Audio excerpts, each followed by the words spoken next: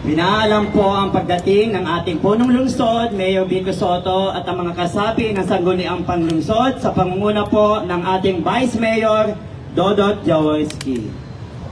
Palakpakan po natin. Magandang umaga po sa inyong lahat, mga kapwa ko kawani at mga pinuno ng iba't ibang tanggapan. Bilang panimula po ng ating maikling palatuntunan, ating pong ituon ang ating sarili sa dakilang lumikha para sa pag-aalay ng panalangin na pamumunuan po ni Pastor Rolito Antonio mula po sa opisina ng Clean and Green. Thank you, Relabi. Magandang umaga po. At a happy, blessed, victorious, and glorious year po sa atin lahat. Isang pinagpahalang taon sa atin. So this is not the year of the daga or the mouse, year of the monkey, or year of ano naman. This is the year of the Lord. Kaya pagpapala. Kaya muna po, batiin ko po ang magandang umaga ang ating pong minamahal na Mayor Vico Sotto at ang ating pong pangalawang tatay ng bayan ng Pasig, si Vice Mayor Dodot Jaworski at sa sangguniang bayan. At nakausap nga po namin ang isa sa kanila, si Sir Simon. Magandang umaga po at sila po lahat ay ating kaibigan na pinapanalangin at sa inyo po lahat ay ating po maranasan ang kapangyarihan ng Diyos. Sapagkat ang Pasig is for Christ. At ipipray po natin ngayon na ang Pasig City will become City of God. Hindi city ng mga masasama, kundi city ng mga nagmamahal sa Diyos. Tayo po'y manalangin. Panginoon Jesus, salamat po. Ikaw ang makapangyarihan sa lahat. Ang Panginoon Diyos anak na nagkatawang tao. Sakdat sa iyong pagkatao, ikaw po ang lahat sa lahat. Sa iyo po'y lumalapit kami, unang-una po, humihingi ng kapatawaran sa aming kasalanan, sa isip, salita, sa gawa, pagnanasa, na di sinasadya o sinasadya. Hugasan kami ng banal mo pundugo na natigil sa bundok ng Kalbaryo. At kung may kabanalan at may kapatawaran, may kapangyarihan, may kayo makagawa na mahimala, kahanga-hanga at kamanghamang gawa sa buhay namin at sa bayan ng Pasig. Kandalahan ko po sa panguna ng aming Mayor, Vico Sotto at ng aming Vice Mayor, Jaworski at lahat ng sangguniang bayan at ng mga kawani dito hanggang sa barangay. Panginoon, ang banal mong pagkatakot ang sumakanilang puso sapagat pangako po sa pagitan ng matalinong hari na si Solomon. Panginoon, the fear of the Lord is the beginning of wisdom. Kaya't karunungan, kaalaman at kakayanan ay isa sa kanila buhat sa Panginoon Jesus. Kaya't mapapamahalaan naming bayan na siyudad ng Pasig tungo, O Diyos, sa katagumpayan, kasaganaan, pinagpalang bayan at mag-e-excel to 100 times sa kanyang contemporary upang mataas ay dakilang pangalan sa dahong ito at mapapurihan ka, Panginoon, sa pagitan na iyong pinamahala simula po sa aming Mayor. Kaya, Panginoon, hayaan mo po ang bawat isa narito ngayon, 10 na kanilang pamilya, ingatan po, huwag pababayaan, kundi, O Diyos, ay yung makalangit at pag-ingat ang kanilang maranasan at sa kanilang pagtrabaho sa dahong ito, Panginoon, gagawin nila ang magaling. You may justice, faith, mercy, at love. Kaya ang pinamamahalaan, Panginoon, ay sasaya, O Diyos, at magiging maligayang syudad ang bayang ito, Panginoon. At kung magkagayon, magagala ka, sila lahat ay iyong pagpapalain. Bibigay mo mahabang buhay, mahabang araw, kalakad ng kapayapaan. Kaya maraming salamat po, Panginoon. Ibigay mo po at dinadalangin namin at dinideklara sandali ito. Sa pangalan ni Jesus, tanggapin po namin na iyong shalom. Meaning good health, well-being, prosperity, success, joy, peace, and happiness. Amen and amen. Batiin mo katabi mo ng shalom, meaning peace be with you. Shalom. Sinasabi mo sa kanya, dinadalain ko, maging malusog ka, tagumpay, masaya, maligaya, at may kapayapaan. God bless you po. Pagpalaan tayo ng Panginoon. God bless. Maraming salamat po. Ngayon naman po, hinihiling po namin humarap po tayo sa ating bandila. Ilagay natin ang ating kanang kamay sa kaliwang dibdib at awitin natin ang lupang hinirang sa salo ng musika ng Pasig City Band. Mga kababayan, ang pambansang awit ng Pilipinas.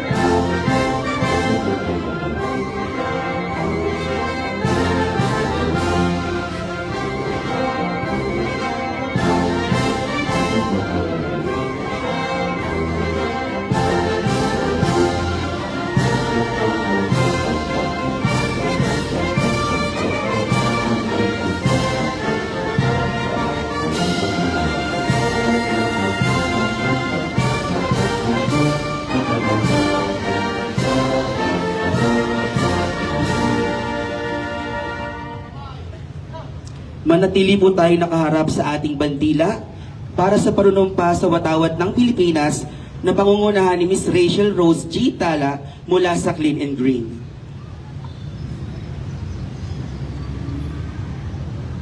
Taas po natin ang ating kanang kamay at sabay-sabay natin bigkasin ang panunumpa ng katapatan ng watawat ng Pilipinas. Ako'y Pilipino, buong katapatang nanunumpa sa watawat ng Pilipinas at sa bansang kanyang sinasagisan na may dangal, katarungan at kalayaan na pinakikilos na sambayan ng makadiyos, makatao, makakalikasan at makabansa.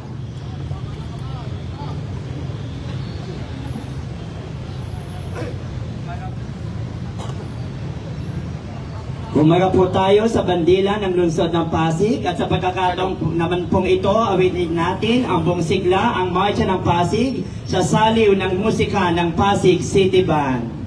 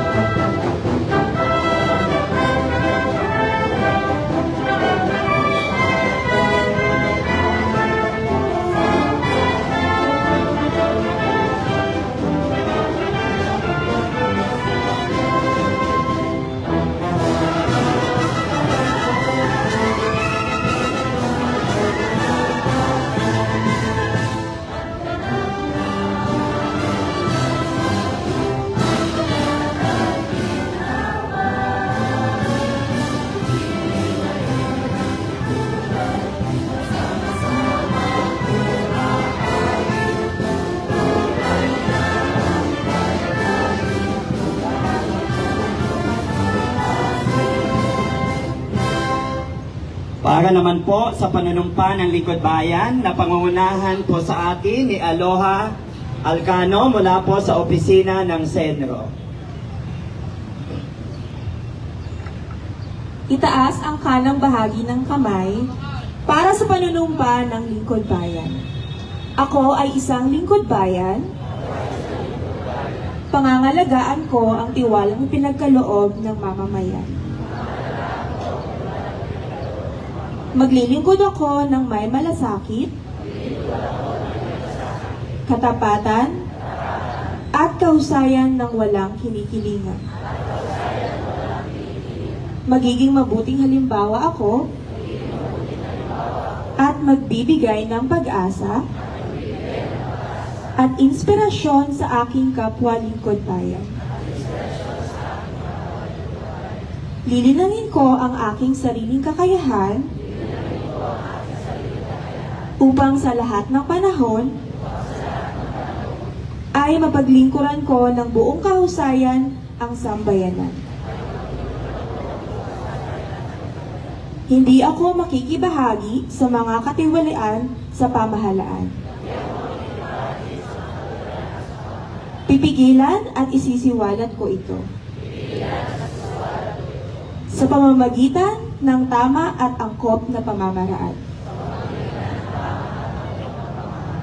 Isasabuhay ko ang isang Lingkod Bayan makadiyos makatao, makakalikasan, at makabansa. Tutugon ako sa mga hamon ng makabagong panahon tungo sa adhikain ng matatag, maginhawa, at panatag ng buhay. Sa mga tungkulin at hangarin ito, kasihanawa ako ng maikapal.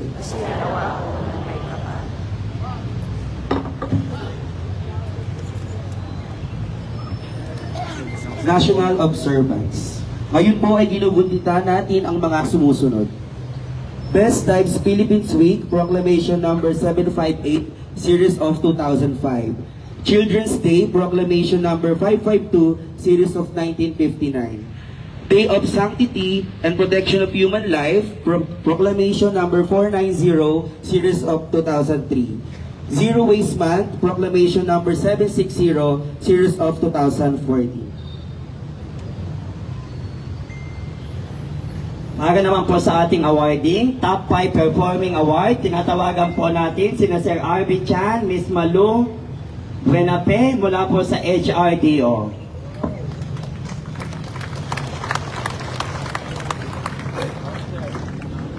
Isang mapagpalang araw po sa ating lahat.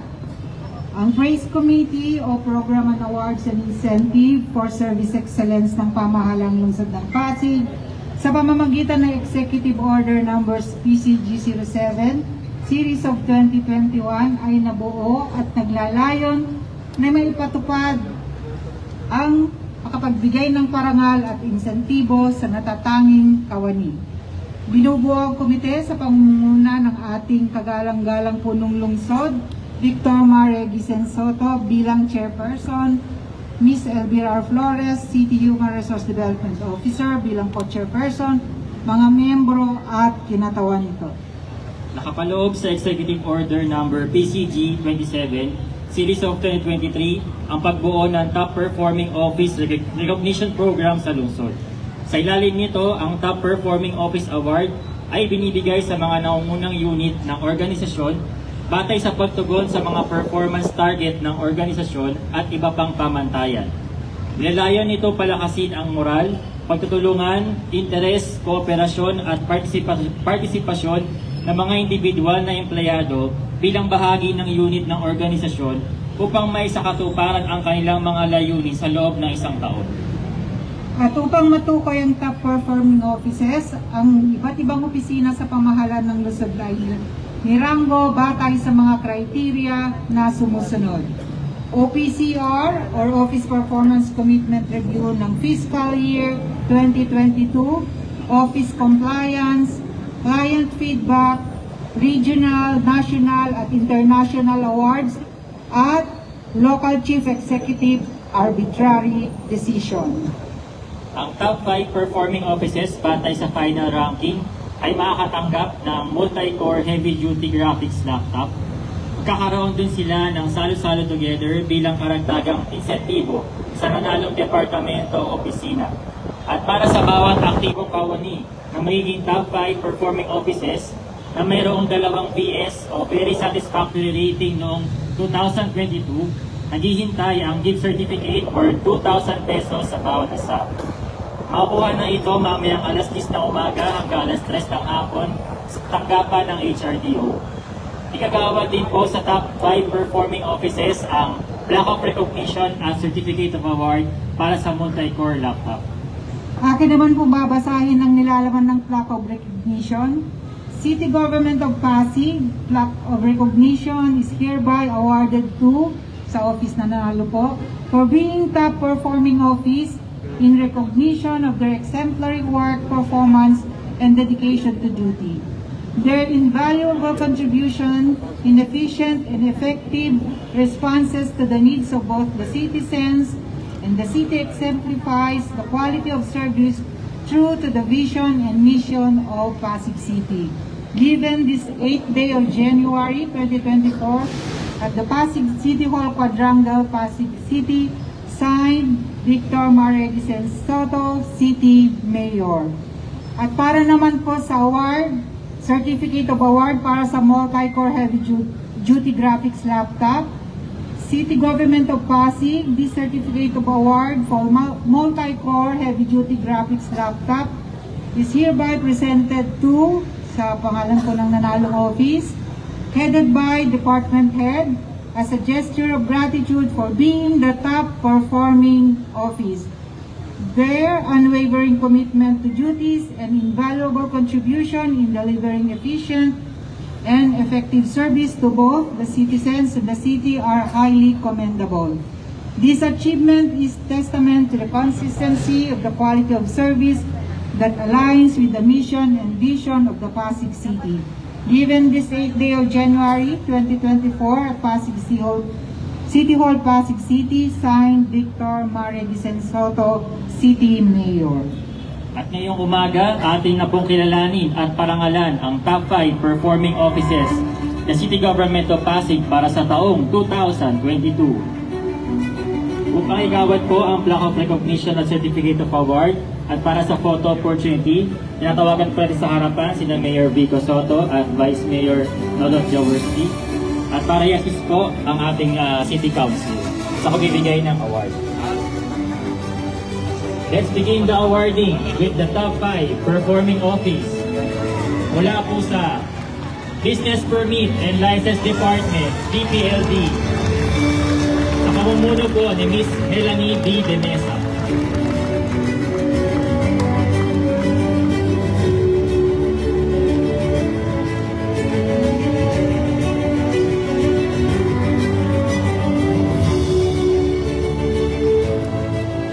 Palakpakan po natin ang BPLD.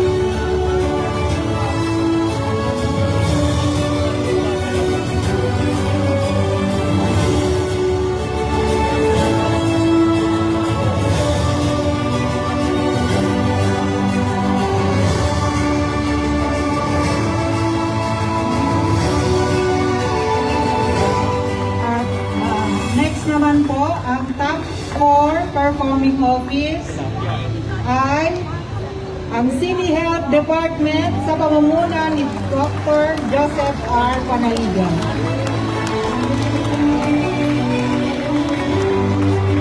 Please come on stage po.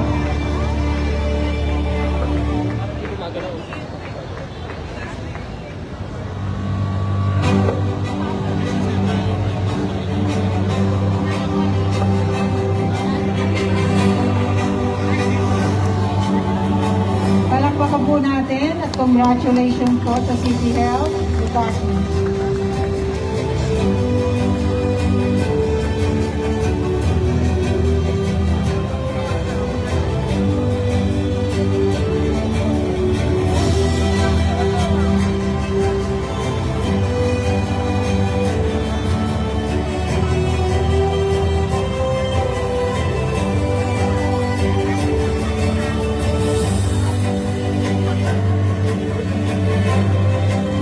Next po, ang ating top 3 performing office ay mula naman po sa City Planning and Development Office, CPDO. Sa pamumuno po ni Ms. Priscilla B. Mejillano.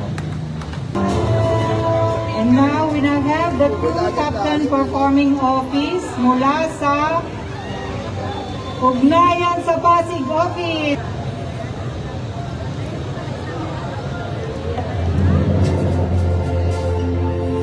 Palakpakan po natin ang ugnayan sa Pasig Office. And for our top 1 performing office, the City Government of Pasig for the performance year 2022 is none other than Human Resource Development Office, headed by Ms. Elvira R. Flores.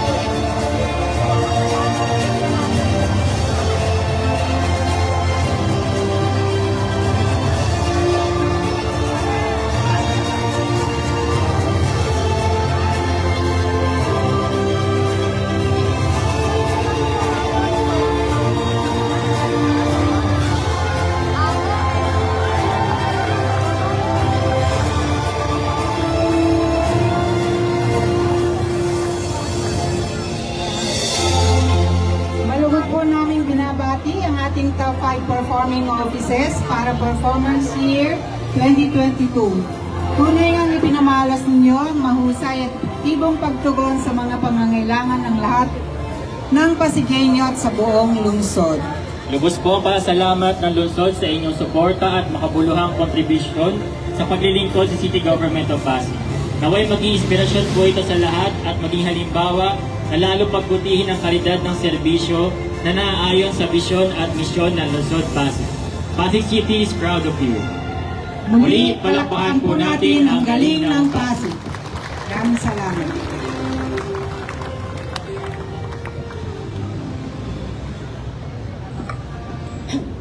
Ayan, congratulations. Palakpakan po natin ang top Yes. 5 performing office. Maraming salamat. Congratulations po sa lahat. At syempre, partner, ngayon naman, maraming salamat po sa mga departamentong nangasiwa sa maikling programa na sa umagang ito. Mula sa Senro, Sir Allen, palakpakan po natin. Clean and Green, Ma'am Hilda. Syempre, ako po ang inyong nag-iisang Queen Larry Santos. Yes po. Thank you rin po sa ating SWAMO. Ako naman po si Arven mula sa Senro. Kami ang mga naging guro ng palatuntunan ngayong umaga. Maraming salamat po. Maraming salamat sa inyong malakas na palakpakan. At syempre, ngayon naman po, hindi pwedeng hindi natin mapakinggan. Malakas na palakpakan po para sa ating punong lungsod ng Pasig. Mga kasama ang ating punong lungsod, Mayor Vico Soto. Magandang umaga sa ating lahat. Maraming salamat Arven at Queen Larry. Talagang hindi naman halata na first time mo mag-host. Kaya magandang umaga po sa ating lahat. Vice Mayor Dodot, sa ating mga konsyal, sa bumubuo ng environmental sector natin. Akala ko, Bantay Pasig yung nanalo kung makacheer yung Bantay Pasig. Iba rin. Malay natin next year, kayo naman. At sa mga kasama natin mula sa national government agencies, sa mga nagwagi at nanalo bilang top 5 performing offices natin para sa taong 2023. Paisip ako ng taon na ba ngayon? Congratulations po, palakpakan natin muli ang mga top 5 natin. Sa totoo, yung mga iba, yung mga hindi nakasama sa top 5, hindi naman ganun kalayo, siguro ito lang talaga yung ito yung nakita natin yung mga criteria, yung OPCR, yung pagtugon sa feedback. Kaya rin siguro nanalo yung ugnayan kasi hindi naman pwedeng hindi nila gawin yun kasi yun yung core function nila, pagtugon sa mga feedback.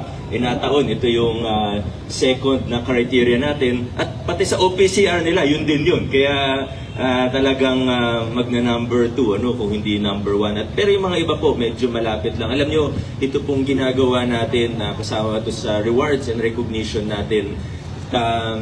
Nung nakaraang taon, may mga awards na nakuha ang City Hall, ang ating lokal na pamahalaan at gaya po ng alam ng marami sa inyo, ang isang award na nakuha po o naibigay po sa atin noong nakaraang taon mula sa Civil Service Commission ay ang sa Prime HRM na Bronze Award po. Yung Bronze Award hindi po ibig sabihin third place yun, kundi may mga criteria po para makarating tayo dun sa level 2 ng Prime HRM. At sa totoo, proud na proud po ako. Alam ko hindi yan isang bagay na pag-uusapan madalas. Maaring karamihan ng mga tao hindi nga naiintindihan kung ano ba talaga yung Prime HRM na yan. Pero ito, aminin ko po sa inyo, yung SGLG natin, proud din tayo doon. Pero sa tingin ko, mas malaking achievement yung Prime HRM Level 2 kesa doon sa SGLG. Alam niyo po kung bakit? Importante din yung SGLG, proud din tayo dyan. Pero tingnan niyo po, SGLG, ilang daang LGU kada taon nang nakakakuha niyan. At every year po, nakakakuha ang maraming LGU niyan. Pero itong Prime HRM Level 2, tatatlo lang po tayo. Nasaan po si Ma'am LB? 3, 4. Tatlo, 4 na LGU lang tayo na may Level 2 na Prime HRM. 4 na, pang-4. So, ito pong SGLG, daan-daan na nakakakuha niya itong Prime HRM. 4 lang po ang LGU na may ganyan sa buong Pilipinas. At tayo ang pinakamalaking ahensya sa Sa lahat ng government agencies, tayo po ang pinakamalaki nakakamit po ng Prime HRM. So nandyan po yung sa RSP natin, recruitment, selection and placement. Ayaw na natin yung palakasan system. Hindi ko sinasabing perfecto na tayo, pero siguro makikita nyo naman, marami sa mga kasama natin na mamotivate na magtapos ng pag-aaral, mag-take ng civil service. May mga nakausap ako, nagma-masters ngayon. Tinatanong ko sila, bakit? Sabi nila, kasi ngayon may chance ma-promote. May chance na kahit hindi ka kilala ng mayor, pwedeng ma-promote, pwedeng magkaroon ng mga pagkakataon. Nataasan natin ang kapasidad. Ito po ng gobyerno natin. Ito yung isa sa mga susi nito. So dyan, recruitment, selection, placement. Nandyan yung performance management. Obviously, napaka-importante din po nito. Nandyan yung learning and development natin. At ito naman po yung rewards and recognition. No? So lahat po ito, malaking bahagi dun sa ginagawa natin. Na sa dulo, hindi man lahat ay mabigyan ng award, pero lahat po tayo ay kasama sa reforma na ginagawa natin, sa pagbabagong pinakikilala natin sa HR natin. Yung mga ibang ginagawa, ibang programa, proyekto para sa isang taon lang.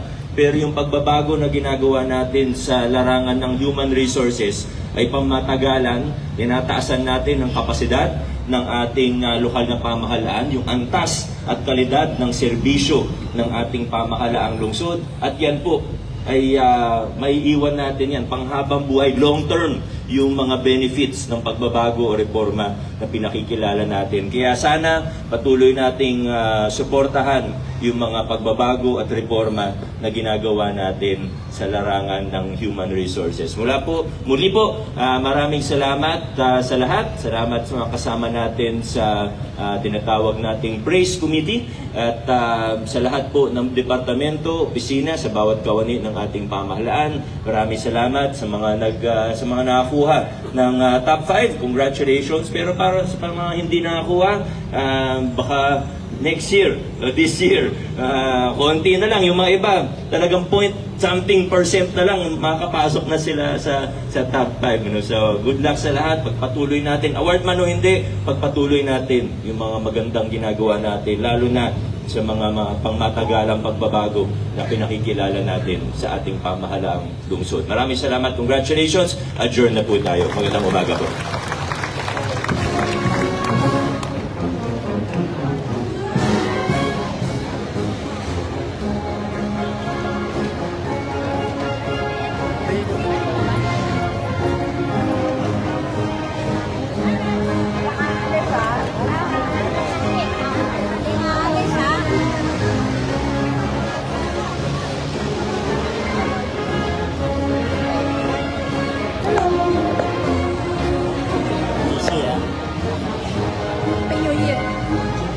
Gamit mo na yan. Gamit mo na.